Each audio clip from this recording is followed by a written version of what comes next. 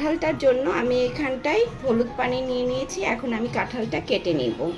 আজকে বিরিয়ানি করব কাঁঠাল দিয়ে, আর কাঁঠালের পাকোড়া করব। কাঁঠালগুলো ধুয়ে নিচ্ছি।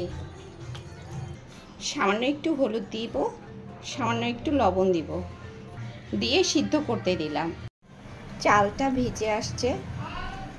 এখানে টমেটো কেটে নিয়েছি, টক দই, এখানে মশলা করার জন্য সব গরম মশলা নিয়েছি, কাঁচামরিচ, আলু, আর এদিকে কাঁঠালটা সিদ্ধ করে নিচ্ছি। ভাপিয়ে নিলাম। এখন আমি এটা কষিয়ে নিব। চালটা ধুয়ে ধুয়ে একদম সাদা পানি বের করে নিতে হবে। ময়লাটা কেটে একদম স্বচ্ছ পানি বের হয়ে আসবে যখন, তখন চালটা আমি গরম পানিতে দিয়ে নিব। এখানে আমি মশলা দিয়ে নিচ্ছি, সামান্য লবণ, পরিমাণ মতো তেল দিয়ে নিব। ব্লেন্ডারে আমি ময় মশলা নিয়েছি। এখন এখানটায় মরিচ দিব, টমেটো দিয়ে নিব। মশলার একটা পেস্ট তৈরি করার জন্য এখানে আমি কিছু টক দই নিব। ব্লেন্ড করে নিয়েছি যে মশলাটা, সেটা নিব। এখানে আদা, রসুন, পেঁয়াজ। এখানে চালটা হয়ে এসেছে। এখানে পেঁয়াজটা ভেজে নিচ্ছি। লাল লাল করে বেরেস্তাটা ভেজে নিলাম। এখানে আমি মশলার পেস্ট তৈরি করে নিয়েছি। হলুদ নিয়েছি, মরিচের গুঁড়া নিলাম, পেঁয়াজ কুচি দিয়ে নিয়েছি। পেঁয়াজ কুচিটা একটু লাল লাল হয়ে আসলে আমি মশলাটা ঢেলে দিব। পেঁয়াজের সঙ্গে আমি আলুটাও ভেজে নেব। আলু আর পেঁয়াজ একটু লাল লাল হয়ে আসলে আমি এই পেস্ট করা মশলাটা দিয়ে নেব। এখানে আমি কাঁঠালটা বেরেস্তার তেলে ভেজে নেব লাল লাল করে। সামান্য একটু লবণ দিব, একটু হলুদ দিব।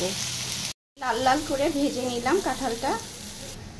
কষে নিয়ে এই মশলাটার মধ্যে এখন আমি কাঁঠালগুলো দিয়ে নেব। কাঁঠালটা দিয়ে নিচ্ছি, আর একটু পানি দিয়ে নেব। কাঁঠালের পাকোড়ার জন্য এখানে আমি কাঁঠালটা, সিদ্ধ করা কাঁঠালটা নিয়ে নিয়েছি, আর কয়েকটা মরিচ নিয়ে নিয়েছি। এখন ব্লেন্ড করে নিব। লবণ দিয়েছি, হলুদ দিয়েছি, আর একটু চিকেন মশলা দিয়েছি।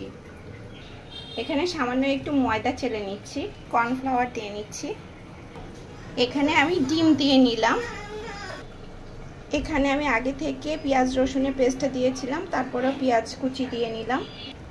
এখন আমি এগুলো মেখে নিচ্ছি।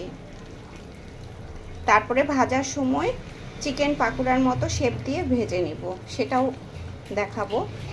চিনি শিরা দিয়ে নিচ্ছি। খুব মৃদু আঁচে প্যানটা বসায় নিয়েছি। খুব মৃদু আঁচে আমি সাজিয়ে নিচ্ছি কষানো কাঁঠালটা। এখন দিয়ে নিব সেদ্ধ করা সেই চাউল, মানে ভাত।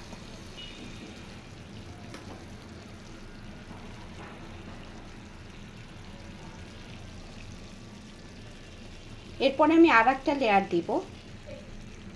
এই লেয়ারটাও আমার দেওয়া কমপ্লিট। এখন আমি বাকি চাউলটাও দিয়ে নিচ্ছি, মানে ভাতটা সিদ্ধ করে রাখা। উপর দিয়ে বেরেস্তাটা দিয়ে নিব। হালকা আঁচে দমে রেখে দিব। কাঁঠালের বিরিয়ানিটা হয়ে গিয়েছে। এই দেখেন কতটা সুন্দর হয়েছে। এখন আমার রান্নার মেন যেটা উপকরণ, সরিষার তেল, সেটা একটু দিয়ে নিব।